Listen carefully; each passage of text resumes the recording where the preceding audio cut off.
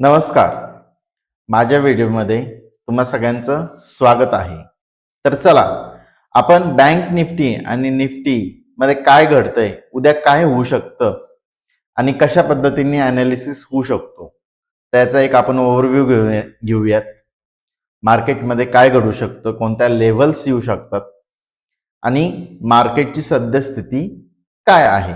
जर आपण काल डिस्कस केल्याप्रमाणे निफ्टीने आपल्या ह्या ट्रेंड लाईनवरून जर सपोर्ट घेतला, तर आपण कालच्या हायच्या वरती कॅन्डल क्लोज झाल्यानंतर एक बुलिश ट्रेड पाहणार होतो आणि आपलं जे टार्गेट होतं ह्या हायपर्यंत होतं. तर आज मार्केटने काय केलं, आपल्या लेवलच्या वरती गेलं, आपल्याला एक स्टॉप लॉस प्लेस भेटली. त्याच्यानंतर मार्केट इथून साइडवेज गेलं. तर मार्केट काय करतंय, तर मार्केटनी तुम्ही जर पाहिलं, डेली कॅन्डलवर जर पाहिलं, तर सलग 3 दिवस झाले मार्केट एक डोजी कॅन्डल बनवतंय. एक रेंजमध्ये मार्केट अडकलेलं तुम्हाला दिसतंय. मार्केट वरती जातंय, खाली येतंय, परत वरती येतंय आणि क्लोजिंग जी आहे ती साधारणतः 600च्या लेवलवर देतंय. म्हणजे याचा अर्थ काय, की 24,600 हा एक चांगला सपोर्ट आपल्याला इथं दिसतोय. तर नेक्स्ट आपली मुवमेंट काय असू शकते, तर नेक्स्ट मूव उद्या निफ्टीची एक्सपायरी आहे. जर एक्सपायरीला आजच्या हायच्या वरती जर सस्टेंड केलं मार्केट, तर आपल्याला एक मोठी मूव पाहायला भेटू शकते. कारण का, तर आपण पाहिलं असेल लास्ट एक्सपायरीला मार्केट खूप व्होलाटाईल झालं. 300-400 कॅन्डलची एकच कॅन्डल तयार झाली. तर ऑप्शन सेलरनी कुठं काम केलं असेल, याच्यावरचे कॉल्स सेल केले असतील आणि याच्या खालचे पुट सेल केले असतील. ह्या दोन्ही पोझिशन हेज करून त्यांनी एवढ्या रेंजसाठी ठेवलेले असतील. जोपर्यंत ह्या रेंजच्या मध्ये मार्केट आहे, तोपर्यंत त्यांना कोणत्याही प्रकारची भीती नाही. जर उद्या ह्या रेंजच्या वरती जर मार्केट निघालं, गॅप अप वगैरे ओपनिंग झाली, मार्केट काय करू शकतं, इथपर्यंत जाऊ शकतं, परत खाली येऊ शकतं. आता मॅक्झिमम स्टॉप लॉस कुठं असतील, तर 99% जे स्टॉप लॉस असतील ह्या हायच्या वरती होते. त्याच्यानंतर इथं शिफ्ट झाले असतील. त्याच्यानंतर ह्या लोच्या खाली जे स्टॉप लॉस आहेत, ते आता ह्या लोच्या खाली शिफ्ट व्हायला सुरुवात झाली असेल.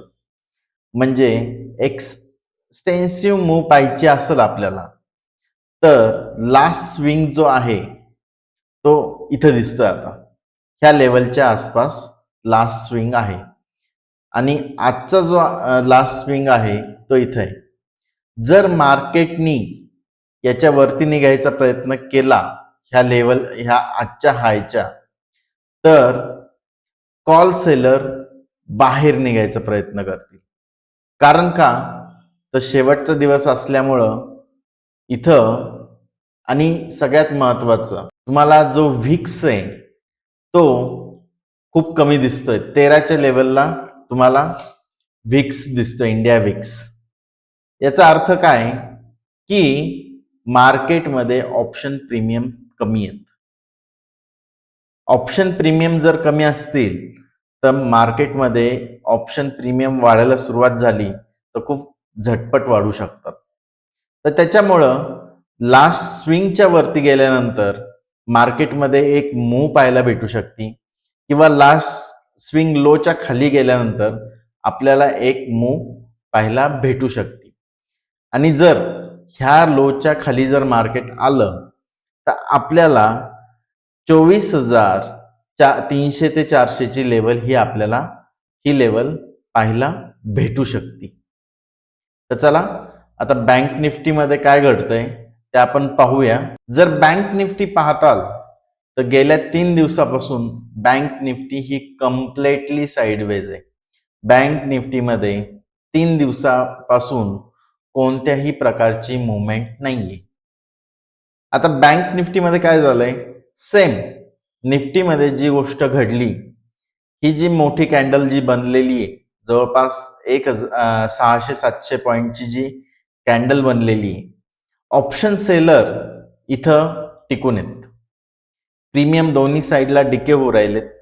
ऑप्शन सेलरला त्या गोष्टीचा फायदा मिळू राहिलाय आणि जसं ह्या लेवलच्या वरती मार्केट निघल, ही वीकली जी लेवल आहे 53,800च्या वरती जर मार्केट निघालं एक मुवमेंट करून, तर आपल्याला नेक्स्ट वीकमध्ये चांगले मुवमेंट पाहायला भेटेल.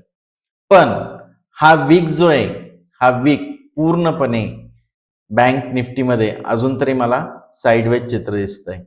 इथं याच्या खाली पुट शॉर्ट असतील आणि याच्यावरती कॉल शॉर्ट असतील. त्याच्यामुळं बँक निफ्टीमध्ये प्रीमियम लवकर वाढत नाहीत आणि त्याचा आपल्याला फटका बसू शकतो.